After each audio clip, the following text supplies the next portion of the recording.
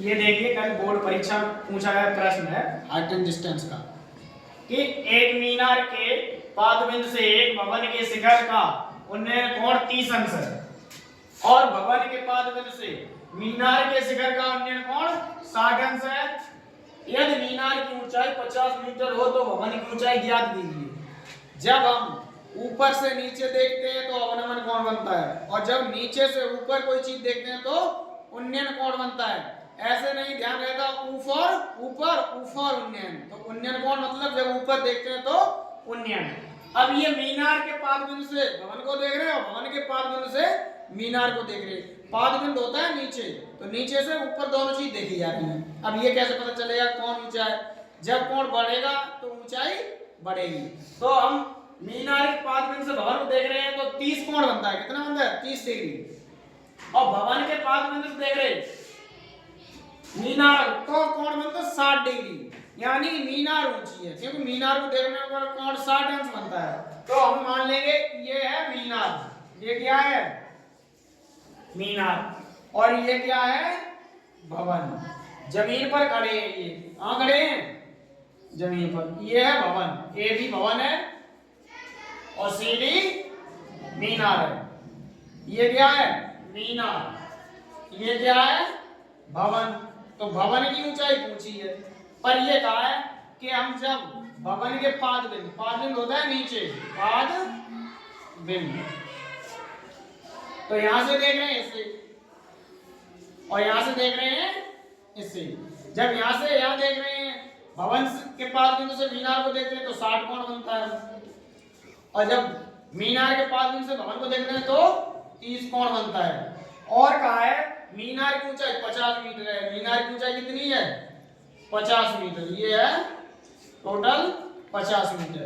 अब ये कहा है कि ये कितना ऊंचा है भवन, तो हम दोनों त्रिभुज एक एक करके उठाएंगे तो भवन की ऊंचाई पता चल जाएगी। भवन की इतनी है, पर हमें पता है इस त्रिभुज में, बड़े वाले में अगर हम एसी देखें और छोटे वाले त्रिभुज में एसी देखें, दोनों सेम है, तो एक त्रिभुज से एसी दूसरे त्रिभुज में उठाकर रख देंगे तो इस त्रिभुज से एसी का मान निकाल देंगे और जब ये पूछी जाएगी इस त्रिभुज को उठाएंगे तब एसी का मान इसी में रख देंगे। तो त्रिभुज पहले बड़ा उठाएंगे। त्रिभुज बड़ा माना भवन, भवन की ऊंचाई कितनी है? A B meter, A B meter है। अब त्रिभुज उठाएंगे, त्रिभुज बड़ा वाला ए सी डी में, ए सी डी में tan थीटा बराबर लंब बटे आधार। अब आप ये कहेंगे tan ही क्यों लिया?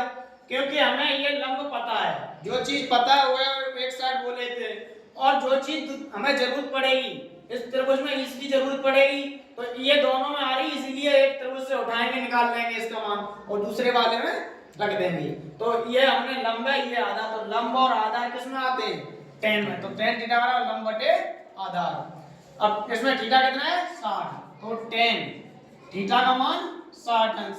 लंब कितना है? लंब है 50 50 और आधार कितना है? AC, तो AC। tan 60 का मान √3, तो 50 अपॉन √3, 50 अपॉन AC, AC। तो AC का मान AC यहाँ कैंची में पहुंच जाएगी, √3 50 के बट्टे में आ जाएंगे। तो AC का मान लिखा रहा है 50√3 मीटर। हम AC पता चल रहा है तो हमें ये पूछा है, तो ये लंब है, ये आधार पता है, तो लंब और आधार किसमें आते हैं? फिर tan में। तो ये छोटा त्रिभुज उठाएंगे। अब त्रिभुज CAB में, CAB में इसमें भी tan लेंगे। क्या लेंगे? tan थीटा लंब बटे आधार। इसमें थीटा कितना है? इसमें थीटा है 30, तो tan थीटा का मान 30। लंब कितना है? लंब पूछा है AB मतलब कितनी ऊंचाई है? आधार कितना है? AC का मान हम निकाल चुके हैं, वो यहां से रखेंगे। तो tan 30 का मान कितना है? 1/√3। tan 30 का मान होता है 1/√3। और AB हमें पूछा है, लिख देंगे वैसा ही। AC का मान ये है 50√3, तो 50√3। अगर ये तुम्हें दिक्कत होगी तो AC कैंची के गुणा में अभी पहुंचाएंगे, पहले पहुंचा देंगे या 50√3। कैंची का मतलब ये ऊपर जाती है, मेन बट्टा ये, तो बट्टे में जब 2 हो तो लास्ट वाला ऊपर जाता है और 50 यहाँ आएंगे, तो 50 अपॉन रूट 3 बराबर 3ab। ये कैचे में कहाँ जाती है? यहाँ। जब 4 पद हो, नीचे 2 ऊपर 2 तो लास्ट वाला ऊपर जाता है, तो ये 3 यहाँ रूट 3 पहुंच गई।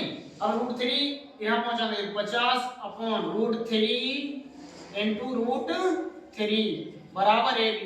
तो रूट 3 का मान 3, तो ab का मान कितना आया? रूट 3।